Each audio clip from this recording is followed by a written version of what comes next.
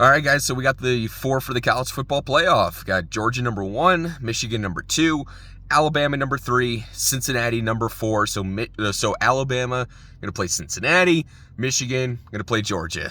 Ultimately, I did want Georgia versus Cincinnati, but obviously that wasn't going to be the case after Georgia lost last night and really lost the way that they did. Like, as we dissect and try to get into the minds of the committee, there was no question that Alabama was going to be number 1, the way that they dominated that second half without one of the best wide receivers in college football. Like, it's amazing how Alabama's just become wide receiver U. Like you hear different schools that have had that tag over the years, whether it was University of Miami over decades or what, but, you know, Amari Cooper, Jerry Jeudy, Henry Ruggs, now Mechie.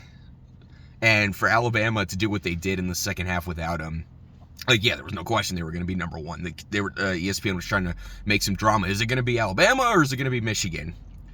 Nothing against Michigan, because I, much like Paul Feinbaum, have been one of the Jim Harbaugh doubters all this time, but he's got a good team. I mean, you're basically playing a borderline Division I team in the Big Ten championship game, but Michigan's been dominant this year. The win over Ohio State obviously carried a lot of weight, and so they absolutely deserve to be number 2. Like, it would have been a giant eye roller if the committee had put Georgia number 2, Michigan number 3, kind of thing. But they would have played each other in that semifinal game anyway. But that would have just been for, you know, hey, we love the SEC kind of thing.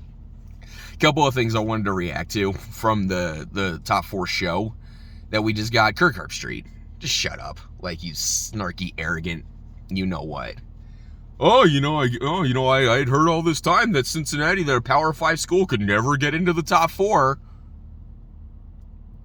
Like, we were feeling pretty good about it on Friday, but don't give me that. Like, it took Cincinnati going undefeated after what they did last year and getting snubbed last year. UCF never got a sniff at it, and they had to do what they did to help Cincinnati's case of going undefeated this year just to even have that shot. So don't act like everything's fixed as far as where Power 5 schools stand in this regard. You know, UTSA was a cute story all season. Oh, good for them. Those little guys down there in San Antonio. You know, as soon as Coastal Carolina loses a game, we forget about them on the national football stage. So, like, don't give me that snarky nonsense like everything's okay for these schools. Like, it's not.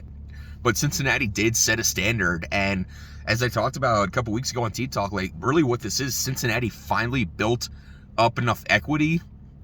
And I didn't credit UCF at the time. I should have, with the help of what UCF did. Now Cincinnati built up enough equity to get into the spot where they're going to be number 4. They're going to get into the college football playoff. The other thing that the guys brought up on that show was the whole idea of the thought being out there of the college football committee considering, where do we put Alabama, where do we put Georgia, and the idea of, well, nobody wants them to play each other again in the championship game. First off, this is the best way to do it, because they have to get there. Like, Alabama, obviously going to be a huge favorite against Cincinnati, but they still have to get there. Same thing with Michigan. They're still going to have to beat Georgia. Plus, it's just so much better for them to, the thought of they have to get to the championship rather than they play again in the semifinals. To play 2 weeks in a row, and ultimately that probably would be the best championship game, would be the two of them, potentially at least. But even if it is, you know, let's just say Alabama-Georgia was a semifinal. Michigan's going to be favored, or no, wait. No, so they were, you know, kind of complaining about the thought of Alabama and Georgia being in the championship game again. Like, that probably would be the best championship game, because let's just say it's Michigan. Let's just say Michigan was in the championship game. The whole thought of having, you know, championship matchups spread out so you get different parts of the country involved. I honestly still don't know how interested Big Ten country would be in Michigan being in that game. Like, the state of Ohio would probably hate watch to root against Michigan, But it goes against the premise of, you're not cheering for the team that's in your region. Like, people in Minnesota, Wisconsin, Iowa, they're probably not that interested in Michigan being in that game. Ohio's going to hate them. Pennsylvania's going to hate them. So this gives us the best four. This gives us the best shot at the best championship game anyway. And it's funny, the thought that, the committee would never manipulate anything for these matchups. Like, that idea exists in the entire regular season. I don't know whether it's true or not. I don't really care whether it's true or not. But I just thought it was kind of interesting, this whole totally different view we have on the playoff on this day compared to every other day of the college football season. But playoffs are coming, New Year's Eve.